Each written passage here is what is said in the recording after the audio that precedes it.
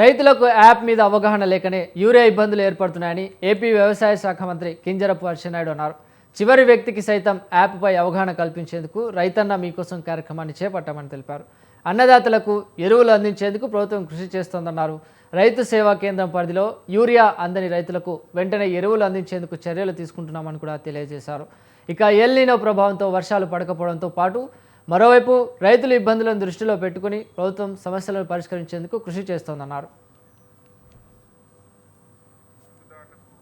ఎరువుల సరఫరా సులభతరం చేయడానికి రైతు సేవా కేంద్రంలో ఆర్ఎస్కే సహాయకులను నియమించడం ద్వారా సరఫరా సులభతరం చేయడానికి రైతు సేవా కేంద్రంలో ఆర్ఎస్కే సహాయకులను నియమించడం ద్వారా ప్రభుత్వం ముందుగా స్పందించి మెరుగైన రైతు అవగాహనతో మరియు ఎటువంటి క్యూలు లేకుండా సదరు వ్యవస్థ ఇప్పుడు సజావుగా పనిచేస్తుంది అధ్యక్ష. ఇప్పటి వరకు 15.69 లక్షల మంది రైతులు ఈ యాప్ ద్వారా పారదర్శకంగా మరియు శాస్త్రీయంగా నియంత్రించబడిన పద్ధతిలో 3.7 లక్షల మెట్రిక్ టన్నులు యూరియా మరియు 1.10 మెట్రిక్ టన్నులు డిఏపిని అందుకున్నారు అధ్యక్ష. అర్హులైన సాగుదారులకు